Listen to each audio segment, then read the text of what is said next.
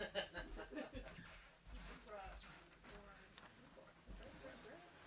hard to know how many people can read. We've had some places with like 80, 90 people sometimes with you. Yeah. All right. Hello, everyone. How are y'all doing? Great. Y'all all right? Okay, good. I'm glad. Hello and welcome to Politics and Prose Bookstore. My name is Sydney. I'm a bookseller here, where we now host in-person events and virtual events, along with partnered and supported events, trips, and classes. For a full list of everything confirmed, you can go to our website, which is politics-prose.com. And before we get started today, I'd like to ask you to please silence your cell phone so as not to disrupt the event. And while we've lifted the mask mandate here in the store, we also have masks for you if you'd like. They're by the doors if you didn't bring one. And so when we get time to opening the floor for questions, we've placed a standing microphone at the end of the aisle to your right here by this barrier. So please line up at one of these mics so that everyone can hear your question, as we want that question to be heard in our recording of the event. So we're both audio and video recording today's program so that you or anyone you know can find it at the Politics and Prose YouTube channel. And following the Q&A, we'll have a signing up here at this table. So if you've not already purchased the book, we have many copies behind the register at the front of the store. And we'll ask you to line up at this pillar right here. And once the event is complete, we ask that you please fold up your chairs and lean them against something sturdy to help us out a bit. And now that all the housekeeping is out of the way, I'm very excited to welcome Jeremi Suri, celebrating the release of Civil War by Other Means, America's Long and Unfinished Fight for Democracy. Jeremi Suri holds the Mac Brown Distinguished Chair for Leadership in Global Affairs at the University of Texas at Austin. He is a professor in the university's Department of History and the LBJ School of Public Affairs. Dr. Suri is the author and editor of 11 books on contemporary politics and foreign policy, most recently, The Impossible Presidency, The Rise and Fall of America's Highest Office. And he is also the host of the podcast, This is Democracy. So please join me in welcoming to Politics and Prose, Dr. Jeremi Suri.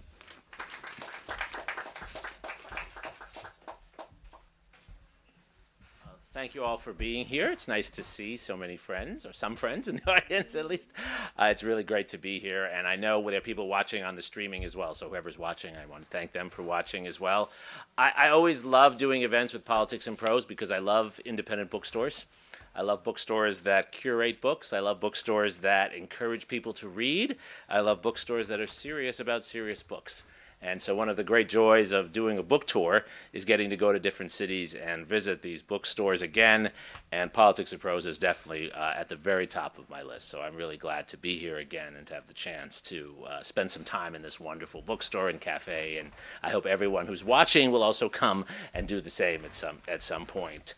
I wrote the book that I'm talking about today in part because I found that I myself had been naive and limited in my understanding of American history. And it's something that's really strange for a historian to admit.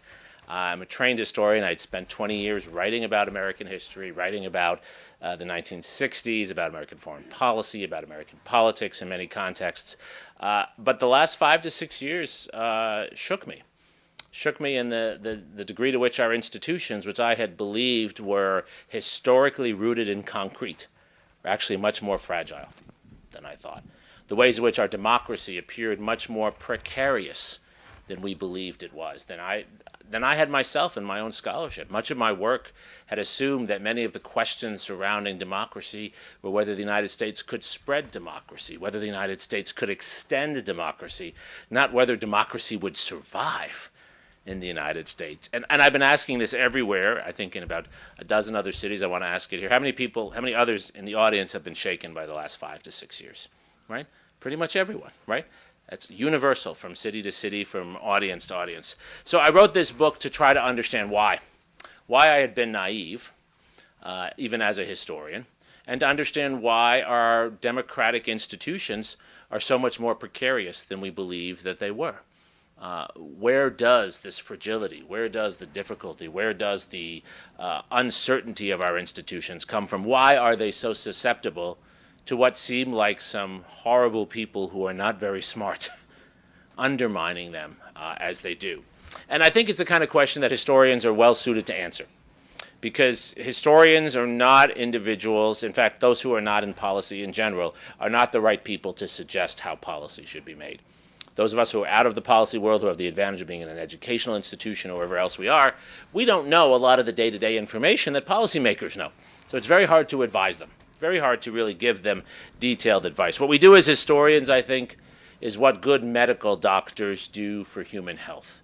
We diagnose, we don't prescribe, we diagnose. So this is a book that's an effort to diagnose the origins of the cancer that we are seeing metastasize in our society, which is the cancer of undemocratic behavior, the cancer of political violence, the cancer of extremism, the cancer of bullying, the cancer of exclusion.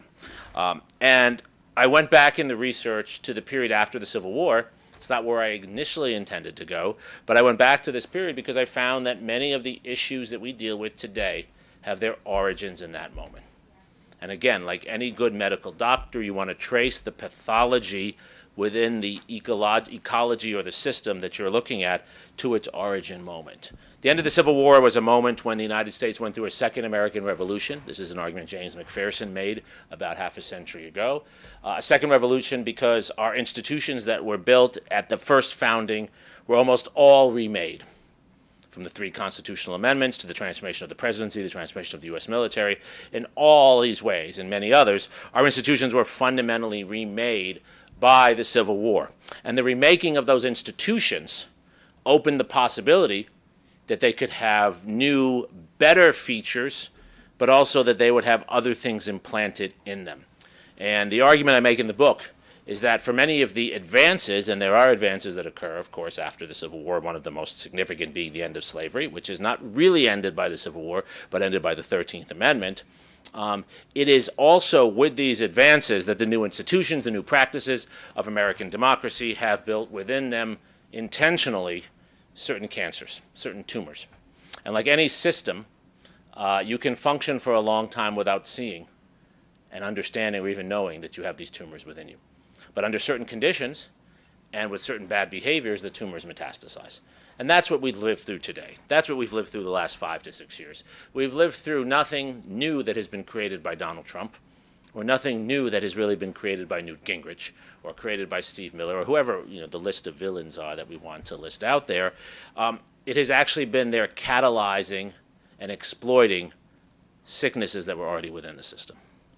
And the challenge we have, or the opportunity we have, why I think this is an optimistic story, is we have the opportunity now, we have the gift of seeing clearly where these limitations are, of seeing clearly where the sicknesses in our system are.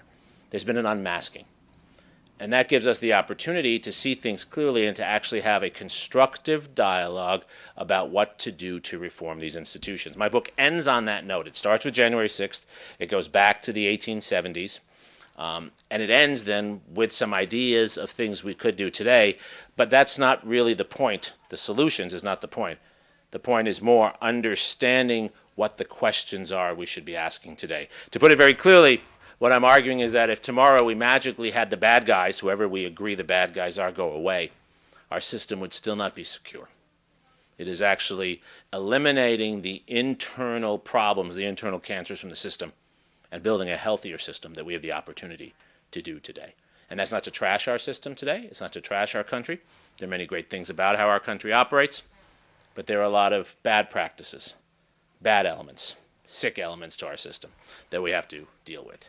So there are 3 pathologies in particular, among others that I point to in the book, as I work the way through the narrative for us, as I go back and start with Lincoln's assassination, and move forward to Garfield's assassination, those 20 years or so that are crucial to American history. 3 pathologies that I point to, and these are what I've been talking about in various cities as I've had the opportunity to talk about the book. One is the pathology of war, how war becomes embedded in our society in a new way, how we become a society of perpetual war, how warfare becomes normalized in our democratic politics. Most people think of democracy as the alternative or the different from war.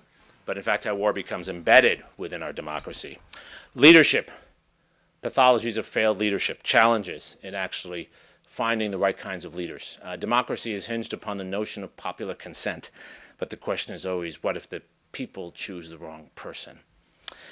And then finally, pathologies of democracy itself. Our democracy itself is distorted from this period. In all of these areas, what I'm arguing is that there are lines of continuity They're not the only lines that matter, but they're lines of continuity from this period at the end of the Civil War to today that help to explain the challenges we face today and that open avenues for us to think about reform.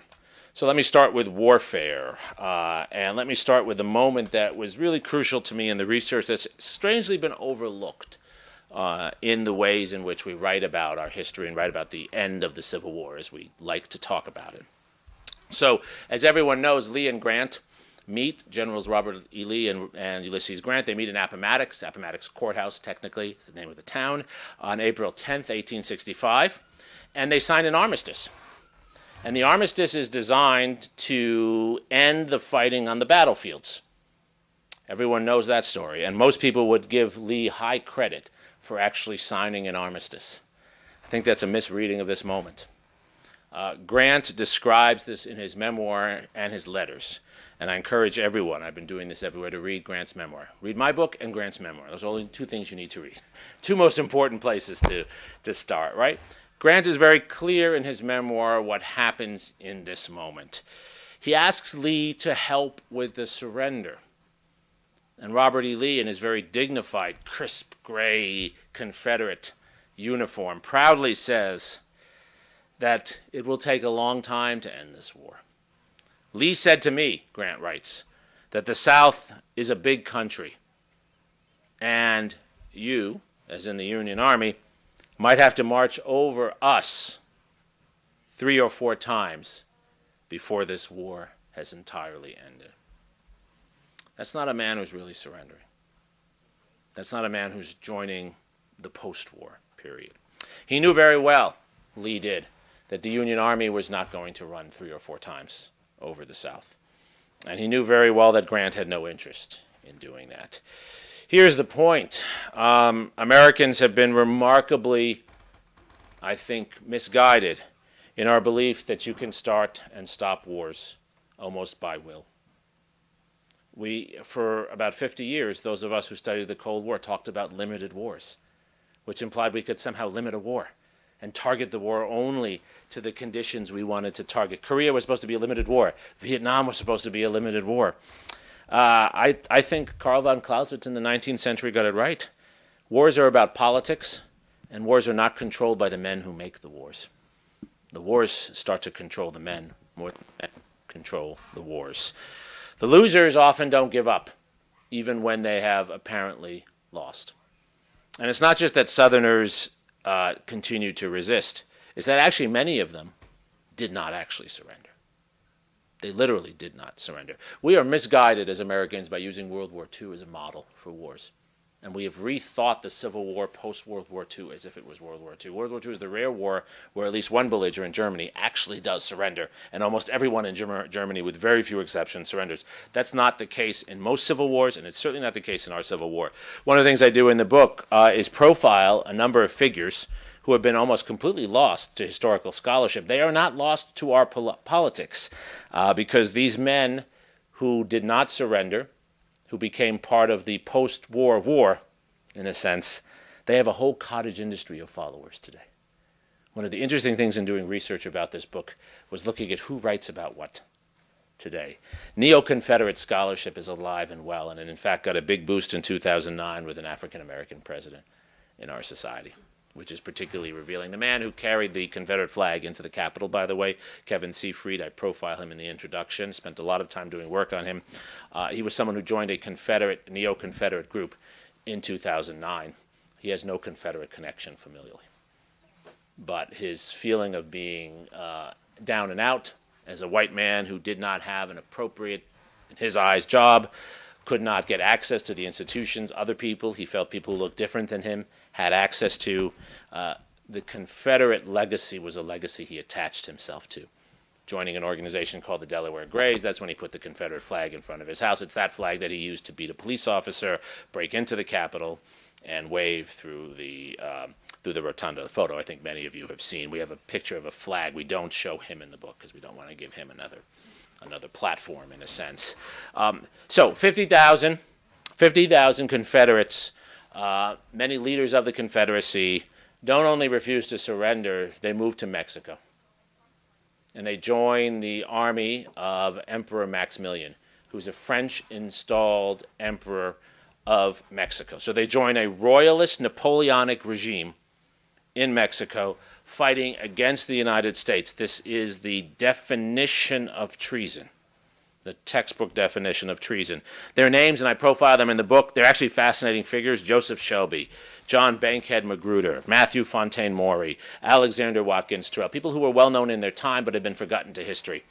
The important point here is not only that they're treasonous, but that they then come back to the United States in the 1867-68 period. And when they come back to the United States after Maximilian's been defeated, they declare themselves heroes. They have stood up for the Confederacy against great odds. They have refused to surrender. They took their slaves to Mexico. They come back to the United States, and they're pardoned by Andrew Johnson, and they get elected to office. This is part of the problem. The losers become the governors of part of society. So General Joseph Shelby becomes the marshal in Missouri, who will be responsible for using federal forces to put down labor unrest, especially the largest coal and railroad strikes of the 19th century. Alexander Watkins Tyrrell, who remarkably people in Texas don't want to know about, Alexander Watkins Tyrrell, who was a spy for Maximilian against the United States. Watkins Tyrrell gets elected to the Texas Senate as a Democrat. That would never happen today, right, where someone treasonous would get elected. He becomes a leader of the Democratic Party in the Texas Senate. He writes the legislation to create the University of Texas at Austin, my employer. He also writes the voting laws in Texas. So think about that. General in the Confederate Army, treasonously leaves the country, joins a foreign army with his slaves, comes back to the country, gets elected to office, and then writes the voting laws. Who do you think he excluded from voting? How do you think he wrote these laws? He's responsible for the white primary, which Texas had until 1944. From 1878 until 1944, you legally could not vote in the Democratic primary in Texas, which was the primary for the only party in Texas, if you were non-white. And non-white meant Jew. Non-white meant Catholic. Non-white meant Irish. Non-white meant African American. Non-white meant Latino as well. How did Texas get away with this? Many other states did this too.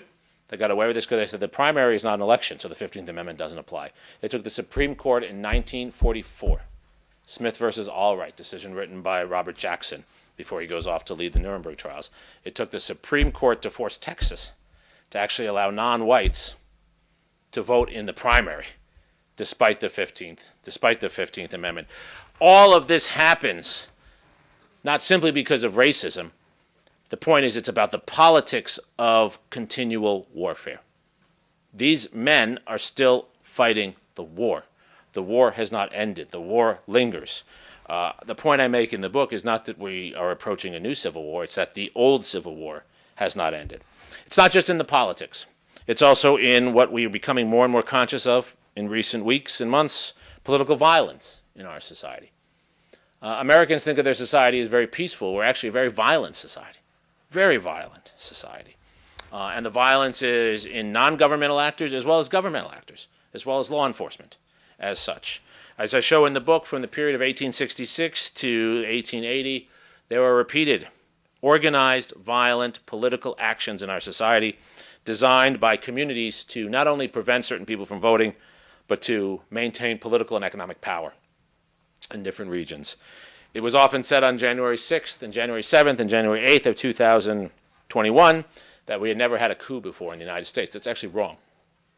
We had had repeated coups in various parts of the United States. We had not had a coup effort in Washington, D.C., but we had had coup efforts in various others. The most famous of these, or infamous, is in Colfax, Louisiana in 1873, where an African-American government in an African-American community is literally assassinated by a white mob led by local law enforcement and local judges from the town next door. This happens in Memphis in 1866. It happens repeatedly. It's also the story of lynchings, of course. Why do I come back to this? Because one of the biggest myths and short-sightedness in our historical consciousness is thinking that violence like this just happens, that these are people who are mentally ill. These are people who have a problem. They might be mentally ill, but here's the point. Violence is repeatedly used with purpose to greater extents after the Civil War within American society than before. And it continues into the 20th century. I will remind everyone what they know already, but that we forget. In 1964, 3 civil rights workers go to Mississippi, and they are lynched, they are killed, in an organized effort to undermine civil rights activism in 1964, and no one is prosecuted for that. No one is. That story is the story of the 1870s, and that story is the story of what happened to Paul Pelosi as well. So if you read the affidavit, this is obviously not in the book because it happened after the book came out. If you read the affidavit for the man who broke into the Pelosi household, he says in the affidavit, he's asked by the FBI, this is all online, he's asked, why did you do this? He says, it could have been the 1870s, and what he says. He says, I wanted to break her knees and wheel her into Congress so all the Democrats would see there are consequences to their actions. I quote in the book Ben Tillman, South Carolina, becomes senator and governor for 30 years. He says at the beginning of his career, it is his goal, he says this explicitly, publicly, and repeatedly, it's his goal to cut off the arms of every African American who votes in South Carolina so the other African Americans will know what happens if they try to vote. It's exactly what this gentleman was saying about Nancy Pelosi. Exactly what he was saying. Our institutions have allowed political violence to linger. How can we not see that? How can we not see that? How many shootings have we had just in the last few years? And what's been done about it? It's not just that we can't do something about guns. It's a deeper problem about responding to violence. It's a deeper problem about the valorization, the protection, the non-response to violence within our society and the use of violence by particular groups. Usually, though not always, but usually white men. Usually white men within our society. That is actually a post-Civil War problem. You don't have the same degrees of violence in American society on American on American before the Civil War. It's as the war comes home, and if you can't officially use a Confederate army or Confederate government, you will use local toughs, local violence to assert control.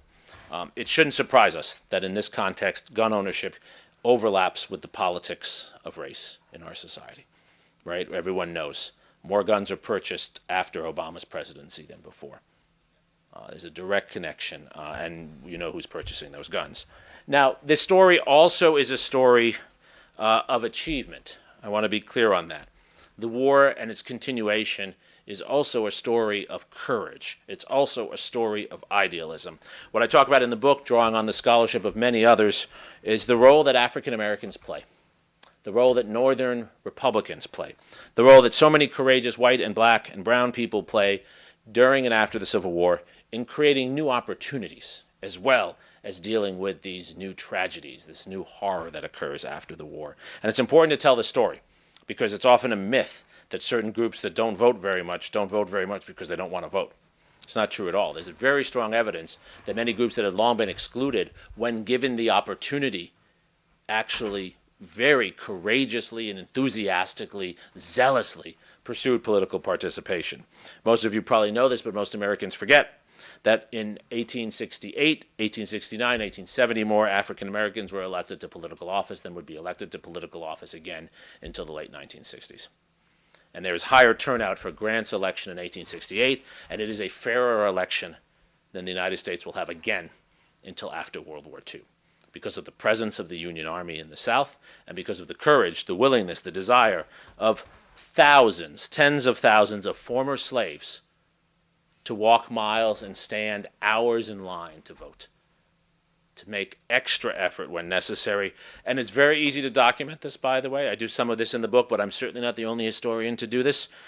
There are journalistic account on journalistic account of this. It's overwhelming the number of Northern journalists who witnessed this, write about it. Grant himself writes about it. So like our world today, the continuation of the Civil War in the 1870s, as in our world today, is about two dynamics. A dynamic of violence and exclusion and resistance, and a dynamic of courageous activism, courageous seizing of power. Both things are occurring, and the tragedy of the moment is that not enough is done long term to encourage the good behavior and to limit the bad behavior. In fact, if anything, the violence and the resistance get all the advantages. Now, why is that? That comes to our point about leadership. It's not something genetic to American institutions, and it's not really just about race. It's about who our leaders are and how our democracy chooses leaders. One of the points I've come to believe, as someone who's a scholar in a way of leadership, is that we have to begin by recognizing there's no universal model of leadership. There's no leader for all seasons. Leadership is circumstantial. Leadership is specific to the moment that you are in. And the moment that America was in after the Civil War needed a particular kind of leader. A leader who was willing to organize, mobilize, and convince many Northern Republicans who thought the war was over that they had to continue to make commitments. Just as if the Ukrainians tomorrow push all Russian forces out of Ukraine, if all the supporters of Ukraine just decide to go home, maybe that's the right thing, maybe that's the wrong thing, that won't be a good solution, right? That won't be the end of the war, because it won't end at that moment. Northern Republicans, appropriately so, understandably so, believed that they had made a strong commitment. They had put all their effort into this war between 1861 and 1865, their treasure, their sons, their resources of all kinds, and they wanted the war to be over. But they needed leadership that would channel their resources after the war into finishing the job. And in fact, the wrong leaders who did not have those skills, even if they intended to do that, were not the people who took office. So first, Andrew Johnson becomes president with Lincoln's assassination. Johnson never should have been anywhere near the presidency. Andrew Johnson was placed on the ticket for electoral reasons by Lincoln in 1864 as the only Southern senator who had not seceded. So he's put on the ticket with no intention that he will ever be president. There had not been a presidential assassination, and Lincoln was a healthy man. Not always mentally healthy, but he was a physically healthy man. Lincoln's death catapulted Andrew Johnson into the presidency, and it was even worse than that, because he inherited all the war powers of Lincoln, and he inherited those war powers in April of 1865, when Congress was not even in session until December. At that time, Congress sat in session from December to April. He comes in after Congress is out of session, so he's virtual dictator for 8 months.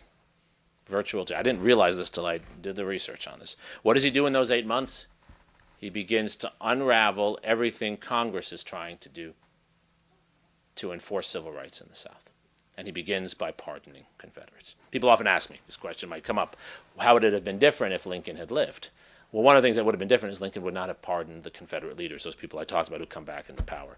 Under the 14th Amendment, Article 3 of the 14th Amendment, which applies today, applied to that New Mexico, I think it was judge, right, who was thrown out of office because of being part of the insurrection, right? Article 3 of the 14th Amendment, which was in the Civil Rights Act of 1866, prohibits those who have committed treason against the Constitution from actually serving in any elected office. So none of these Confederates would have been able to serve. Johnson unraveled that by pardoning them. His infamous Christmas pardon of 1867 pardoned all of them and allowed them to come back into office. Ulysses Grant, who I spend a lot of time on in the book. Grant is an extraordinary figure. He has a transformation during his time as general, as commander of forces after the war, as well as during the war. Grant comes to see African Americans, Jews, and others who at the beginning of the war he's very skeptical of. He comes to see them as incredibly capable actors in American society. He has a transformation in his racial views that is actually very rare to see in any figure above the age of 20. Most people, their ideas are mostly formed by their early 20s. Grant is actually, as president, trying to enforce the law. And he does successfully get the Anti-Ku Klux Klan Act through Congress, which is still used to this day. It is the Grant Act of 1871 that is what is used to prosecute those who were part of the insurrection on January 6th. 2021, because the Ku Klux Klan Act basically prohibits violence against the U.S. government. So, the federal force is used by Grant. He uses the U.S. Army. He makes other efforts. But Grant finds that his own Northern Republican Party will not support what he's doing. It's just costly. It's costly to have the Army in the South. It's costly to invest. He creates, Grant does, this new institution, the Justice Department. The Justice Department, as we know it today, was created by Grant. I had an argument the other day with someone who was saying to me, well, the Justice Department's gotten too involved in civil rights. That's what someone said. said the Justice Department was created for civil rights. That is actually why it exists. It was created for exactly that point. The Constitution created an Attorney General. Grant creates a Justice Department to enforce the law where the law is not being enforced, including the 3 amendments to the Constitution. Problem is that his own party doesn't want to pay for it. And the Justice Department created by Grant will be defunded. That's the word that was used, defunded by his own party, by Northern Republicans like Senator John Sherman from Ohio, brother of William Tecumseh Sherman, Lyman Trumbull, senator from Illinois. These are lions of the Senate in their day. These are men who say, yes, we're the party of Lincoln. Yes, we wanted to end slavery. We have now ended slavery. We want to put our resources elsewhere. And during the economic downturn of 1873, which I talk about in the book as well, which is as bad as the Great Depression, there is no more will to invest in the enforcement of the law in the South. What was Grant's failing? For all the esteem he had, he didn't have the political skills to get his own party to follow through. Grant was not a politician. And one of the things we realize is that political skills are crucial to leadership. Political skills are crucial to leadership. Rutherford B. Hayes is the next president I talk about. He becomes president for, in some ways, good reasons. He's a hero of the Union effort. He's an uncorruptible man. There was a lot of corruption around Ulysses Grant. It is Rutherford B. Hayes' wife who is responsible for banning alcohol in the White House. She's the famous Lemonade Lucy. She said something that I could hear my mother saying this too through her words, right? That alcohol corrupts the minds of men at night. So there'll be no alcohol in the White House. Rutherford B. Hayes, though, becomes president in one of many elections we have that we forget later on until recently, where not only is there a highly contested, close election, but uncertainty over who has actually won. To this day, we don't know who won the 1876 presidential election. Samuel Tilden from New York, Democratic governor from New York, wins more total votes, but 3 states, Louisiana, South Carolina, and of course Florida, have disputed electors, which is to say, the vote is so close in each of those states, and there are enough ballots that are potentially spoiled or unclear that it's not certain who won in those states. And because of the vagaries of our electoral college system, if you win the state of Florida by 1 vote, you get all the electoral votes. This is what helped Bush against Gore in 2000, right? All you've got to do is win the state by 1, and you get all the electoral votes. So to this day, there's a point C. Van Woodward made 70 years ago, we don't know who actually won that election. In order to become president, Hayes is forced to agree that he will not only withdraw Union forces from the South, but he will actually put federal money into supporting Southern Confederate practices. So the South will begin to play the game at that moment that the Southwest plays today, of being anti-federal government but demanding more benefits from the federal government at the same time. Right? You all know that, right? The anti-federal states are the ones that actually get the most out of the federal government in terms of agricultural subsidies, infrastructural subsidies, etc. That story will begin at that moment. It will be not only a bargain for 1876, it will become the foundation for the ways in which we allocate our resources. As another historian wrote, we put federal money into subsidizing bad behavior rather than subsidizing needy citizens. We put federal money into subsidizing bad behavior rather than subsidizing needy citizens. That was true until the New Deal. I'd argue the New Deal is when you begin to see some shift in that. But it's certainly true. Federal money, on the eve of the Great Depression, there's no federal unemployment protection. There's no federal unemployment benefit, for example. But there are all kinds of federal subsidies to railways, to agriculture, to southern infrastructure. All the bases in the South are put there by Wilson and TR in order to placate the South, and they're given Confederate names exactly for that reason. Again, federal resources from 1876 forward go into subsidizing bad behavior rather than needy citizens. Bad behavior rather than needy citizens. So that takes us then to this final point I want to discuss, the distortions of our democracy. What does this really mean for how our democracy develops? Because the United States does develop as a democracy, but we're a flawed democracy. This is not a question. This is not a book saying we're not a democracy. That's a silly point to make. It's a book saying that we're a democracy that develops in historically contingent ways that do not reflect what a great democracy should or could look like. and that we could be a different kind of democracy. That's why we study history, to see how there were different roads and to rethink how we can use those alternative roads to improve the world we're in now. Lincoln, I think, nailed what democracy is. Let's start with the definition. Right? We all know this definition. Democracy is government of the people, by the people. Government of the people, by the people, for the people. That is what democracy is. The problem after the Civil War is that with the empowerment, with the nominal citizenship of 4 million slaves who were now no longer slaves, and then with the opening of immigration in the United States because of the global economy and because of the labor needs of the United States, for the first time in our history, there is a very strong interest to limit large numbers of human beings actually having slaves, more so than even at the founding. The founding is exclusive in the eyes of the founders for white male property owners, but there's a belief or recognition that the franchise should grow. The question is, how should it grow? And who should be included, who should be excluded? I would argue after the Civil War, for a large number of American political actors and political leaders, there's a deep concern to not grow the franchise, but to restrict the franchise. That the emphasis is on counter-majoritarian protections for what, again, Ben Tillman put very clearly. Ben Tillman said, it seems to make no sense to me that the democracy of white men should be tyrannized by a larger number of black men who could vote for us. So now, with a more diverse citizenry, with a larger number of new citizens, and we're not just talking African American, we're talking immigrants who come through in the 1870s and 80s, with a larger pool, the stakes in exclusion grow. And so more counter-majoritarian tactics are developed. And that's how our democracy is fundamentally distorted. That's how we can all sit here now and know that we voted, know that our democracy matters to us, but also feel that we're hardly represented.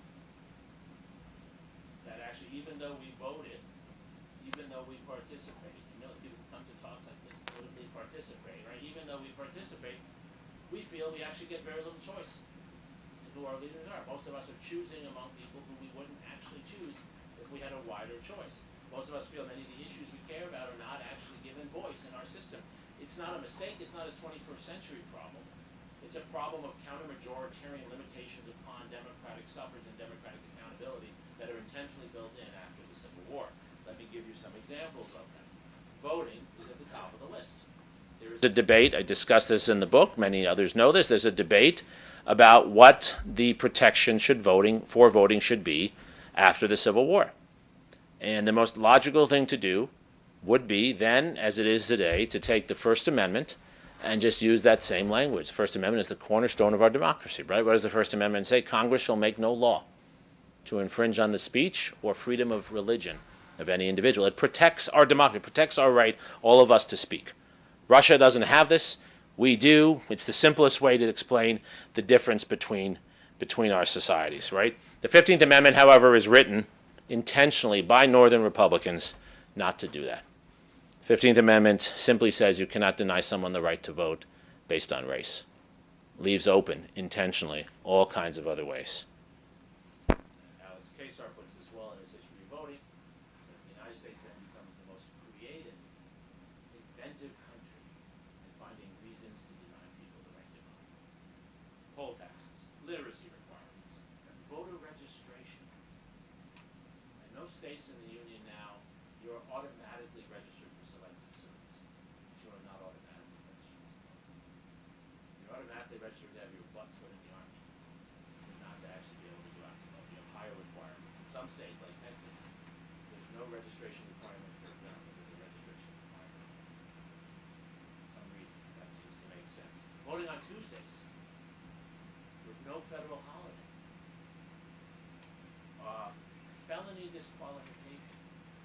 And I think about 11 states in the Union, if you have committed a felony, let's say you sold some marijuana when you were in high school, and you're given a felony charge, you won't ever vote again. But if you're a real estate mogul and you default on loans, you still vote. So voting in the United States is one of the real lacunas. Representation, gerrymandering, which gets far worse. The This mic died? I don't think I even need the mic. Gerrymandering, which gets even worse in this period. Why does gerrymandering get worse? Gerrymandering goes back to British rotten boroughs of the 16th century. It's used in 17th century America before even the Constitution. But why does gerrymandering get worse? Because now, as you have new African American communities and other communities of immigrants, it's easier to draw lines around them. Because they tend to live in affinity groups, you encourage them to live in segregated areas, and it makes it easier then to organize the lines for voting. Segregation was not just about education and about race. Segregation was about gerrymandering, and remains that way to this day. And then finally, back to a point I made earlier, the use of other institutions like the Supreme Court as alternatives to political accountability. And this becomes so built into our system that by the 1950s, Thurgood Marshall and civil rights activists will themselves use the counter-majoritarian tactics to push for civil rights, with some success, but with, as many historians have written, with a success that has built within it a time bomb. Because if the court can give the rights, the court can take them away. If the court can give the rights, the court can... Isn't that what happened with abortion, right? If it's not actually instituted in legislation and in constitutional doctrine, if it's up to the courts, the court can give it and take it away. That is not how a democracy should work. So where does all this bring us? I think it does bring us to an optimistic note. It sounds pessimistic as I go through it. I love our country. I'm not supposed to say that as a historian, but I do. I'm the child of immigrants. I couldn't do what I did. I'm the first in my family to graduate college, the first in my family to be a PhD. No one in my family really understands what I do. It's extraordinary what the possibilities in our country are. But it's also extraordinary for the possibilities and achievements, which are many. It's also extraordinary the limitations that we built into our system. The ways in which our system is in some ways stuck in the choices of another time that don't match with what our system should be about. We have the opportunity today to look clearly at the country we love, which is why I wrote this book, and say there are ways we can be so much better. And what is holding us back is actually not our economic interests, though those are a problem. It's not money in politics, although that is a problem too. What is holding us back is our unwillingness to really know ourselves, to look our institutions clearly in the eye, and hold ourselves accountable for our own ideals. And that's why I like to close every public talk I give on my book by making a point about education. The best way to improve our society is for a new generation to be more fully informed than I was, or most of us were, on the full history of our society. You see, telling a cheerful history, a rah-rah history, is not patriotic. It's like being that kind of parent that I've interacted with far too many times who thinks their child is great and then goes home and gives the child chocolate cake and lets them watch TV all night and doesn't do anything to improve that child. What we all need to be, what makes a democracy great, is when we're the kind of parents we aspire to be. We say, I love you as a child, and I'm going to support you, but here are all the ways you can be better. And I'm going to help you to be better. That's how we talk about things in my household, and I'll tell you, my kids have the longest list for me on how I can be better. But that's what history is, right? That's why we study history. Patriotic history is history that says we believe we can be the kind of democracy we want to be. Let's even embrace exceptionalism. Maybe we have the exceptional ability to be a democracy that we really want to be. But we'll only be that democracy if we fully look at what we do well and what we haven't done well, where the sicknesses are, where the bad habits are, and we work to change those. I can't think of any more patriotic claim than that. And I also can't think of any more post-partisan or non-partisan way to do this. That is not a partisan statement, what I said. Because the problem is not one party or another, although certain moments, one party's doing worse things than another. But the problem is more these inherited elements of our institutions that we all have a chance to change. Why do we still vote in a 19th century way? Why do we still set up representation in a 19th century way? Why do we still allow violence in a 19th century way? Those are not partisan questions. And if we frame our issues that way, I believe, at least for a new generation, that is not partisan. we can open up new space. My undergraduates, that's why I love my job, my undergraduates, they're not Democrats or Republicans. They hate both. They're not Democrats or Republicans. They see real problems in the world, and they want us to find the will to solve those problems. I wrote a piece about this in the Times on Sunday, and it was amazing to me how many young people wrote to say they agreed that what we need is issue-focused leadership, and how many old fogies wrote to tell me I was naive. I don't think I was being naive at all. I think it's how we frame our history which reframes the way we think about our politics today. Thank you for listening.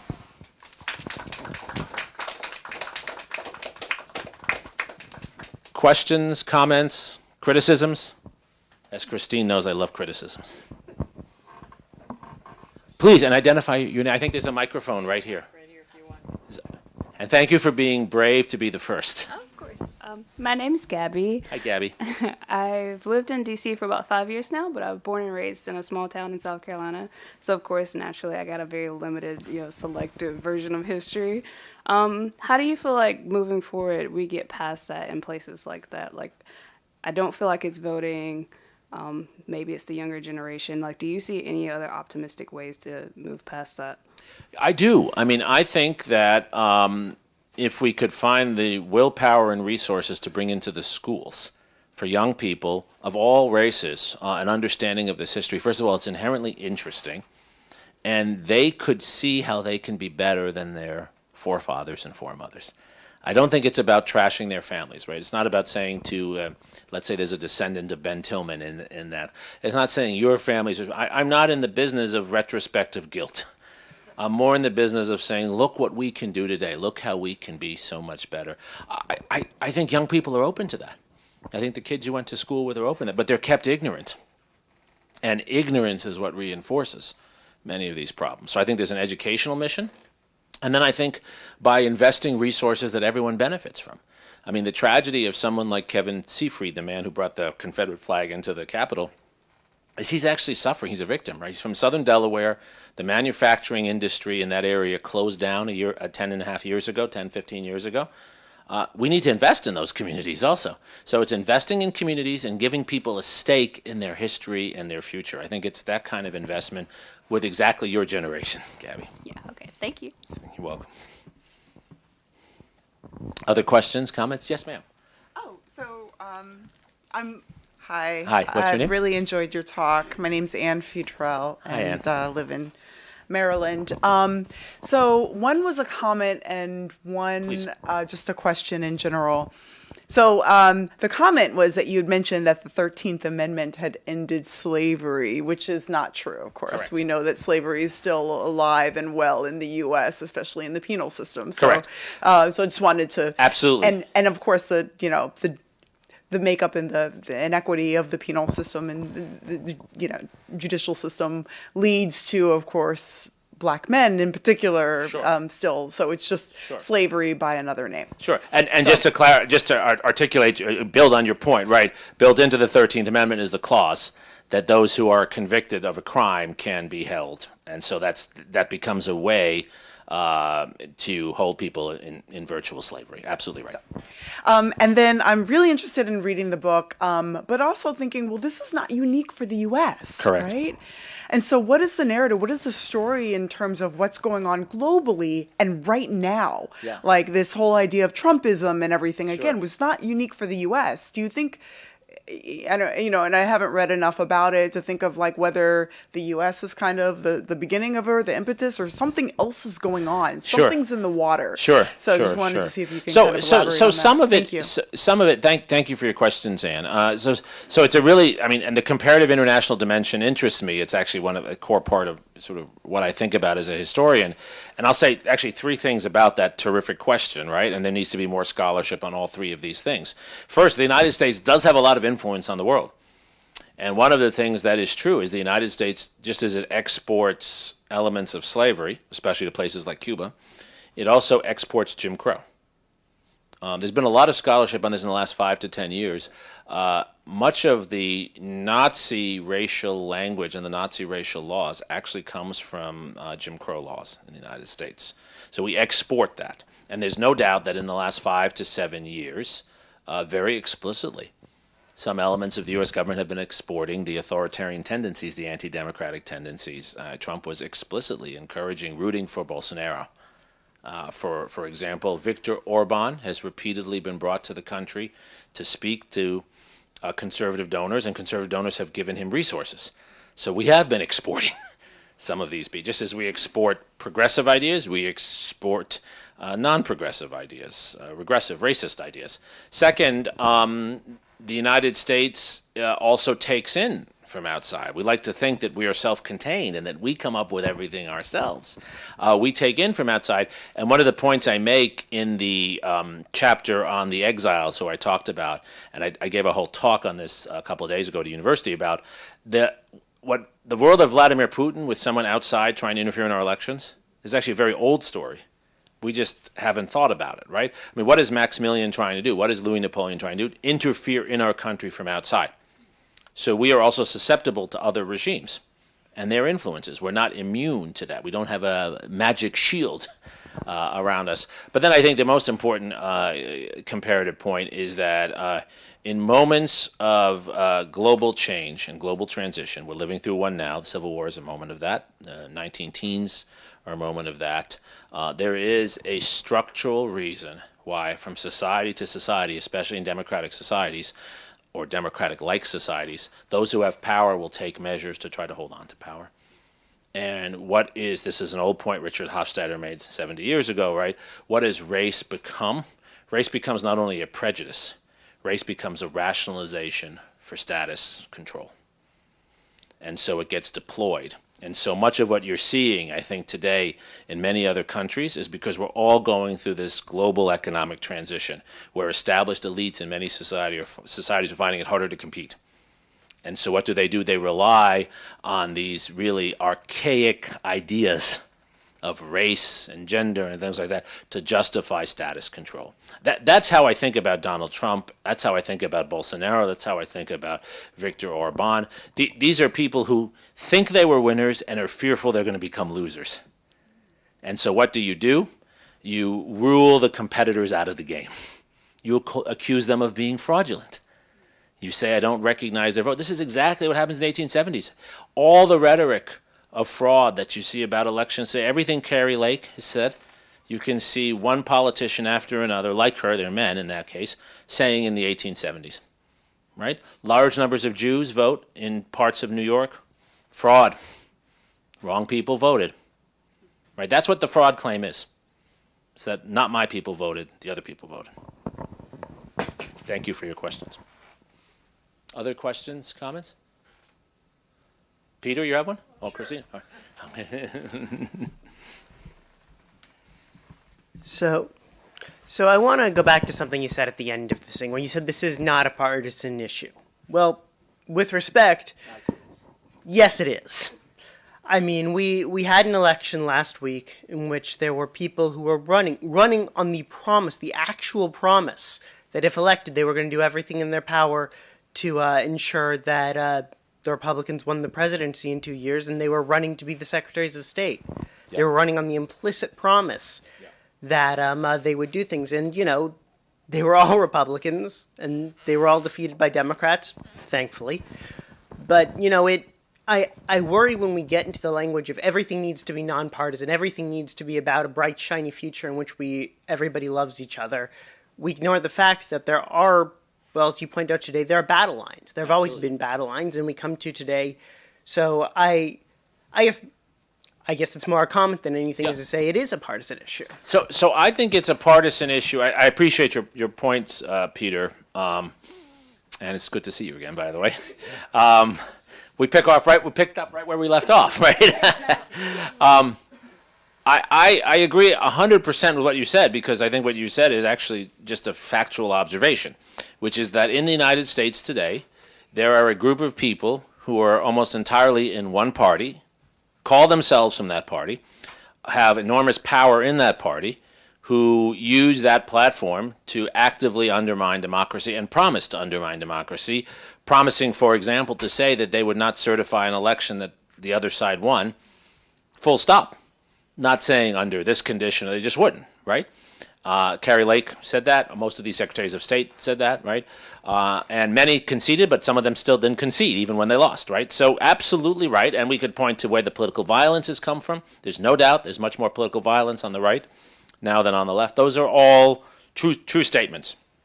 When I say it's not partisan, though, we can identify a partisan problem, but we can still have a nonpartisan solution. And what I mean by that is that I don't think that simply eliminating the bad Republican actors, as much as I'd like to do that, is the solution, because what I'm arguing, right, which is a classic historical argument, is that there's a structural issue here, and that these actors have, from, in my estimation, Gingrich forward, exploited these sicknesses within our institutions, and someone else could exploit them, and they could be exploited by someone with different politics. So our solution is not just about taking action against the bad partisans. It's got to be about building institutions that are actually fairer for everyone. And yes, in the short run, that will look better for the Democrats. But my point is it's not really about that. Letting more people vote, there's been a lot of scholarship on this by political scientists. I'm just building on their scholarship here. Letting more people vote doesn't necessarily benefit one side or another. There's this presumption that more voters is better for Democrats. In some areas it's not. It's possible that we could actually create a system. I think we should have an amendment, a constitutional amendment, with the same language as the First Amendment, guaranteeing everyone the right to vote. As long as you're a citizen and you're 18 and over, you get to vote. If we did that, everyone would have an obligation, every state, to help you to vote. I think we should even have mandatory voting, like Australia. Everyone has to go vote. You have to do a tax return, selective service, and you have to vote. There's your citizenship obligations. But you don't have to vote for any of the candidates. In Australia, you get to go and vote, and you can vote none of the above. You still have to vote, right? It's possible, Peter, we could do that, and more Republicans could win. That's what I mean by post-partisan. I don't actually think that's just helping one party. So the contemporary manifestation of the cancer might have a partisan inflection, but the solutions don't have to be partisan. The solutions can actually open up opportunities for both parties, and I think they would. I think voting, if there's more fair competition, everyone gets to compete. Right, everyone gets, that's what I want, more real competition. I want to create, I talked about this a little bit at the end of the book, right, I think what some cities have started to do makes a lot of sense. Don't leave gerrymandering to the elected officials. Create expert panels, and on those expert panels create a principle. Here's my principle. As many 5149 districts as possible. As many 5149 districts as possible. I don't know who'd win. That's the whole point. Right? I don't think Lloyd Doggett, my congressperson, has a very safe district in Austin, that's the right thing to do. But I don't think the safe district for Michael McCall, Republican, is good. Both of those districts should be intermixed so they're both competitive. And let's see where the chips fall. Sorry to keep you waiting, Christine. No problem. So my question is returning back to the education question or topic. And really I have two questions. So first, the kind of more focused, small question. It strikes me, certainly from my entire career as a historian, and I imagine for quite a bit longer, historians have been saying things like World War II is the exception, but we always sort of look at it and think about it as the norm, and we've set that as the bar. And yet we're still saying it, so clearly that message has failed. We have failed somewhere in communicating that. So I was curious what your thoughts are on why. Yep. And the broader question, building on what Gabby's question and your answer to that, I also think I certainly agree with you that a lot of those young people, a lot of the children in those classrooms are open to all these things. But of course, if we think about the current history wars and all those kinds of things, the question is, are the parents open to that? And so how do we figure out and think about reframing history when you're really talking often to people who are making decisions who are not currently learning and thinking about history? Great questions. And I should say, Christine, just to embarrass you, so Christine was one of my PhD students, though I think I was always her student, actually. And she wrote a fantastic dissertation on political violence. And a lot of what I say about political violence is stuff that you taught me, in fact. So I should give you credit. On your first question about World War II, we have been saying, since the 1960s at least, long before my time, that World War II is the exception. But it's such a seductive story. And honestly, and I should say this in the bookstore, right? We like as historians to write books that people buy. And people buy World War II books just as they buy Civil War books, right? And the story most people want to read is not just the story of what happened in World War II, but they want to see World War II as a model. And there's a whole generation that's committed to that. I'm on the board of the World War II Museum, which, by the way, before the pandemic was the second most visited museum in the country. The World War II Museum in New Orleans. Second most visited in the country. Only museum visited more is the Met in New York. Smithsonian, it's deceptive because they break up the Smithsonians. If you added all the Smithsonians together, you'd have a lot. But it's still amazing that it's the most visited site in New Orleans. It's not the French Quarter. It's the World War. It's that generation that are coming to venerate World War II. We have a Tom Hanks film about World War II, and so it's seductive. I think that will only change with time. We have to slowly work on getting a new generation that doesn't have the same connections to World War II to start to see it differently. That's not going to happen with those who lived through the war and their immediate children who heard those stories at the dinner table. But it's going to happen with, like, my kids and the kids after. It's a long-term game to work ourselves out of a very over-personalized mythical. Right? Most Americans think that American soldiers won the war. Well, American soldiers were very brave, but it was actually, and especially in Europe, it's Russian soldiers. Right? Not to take anything away from what happened in Normandy, right?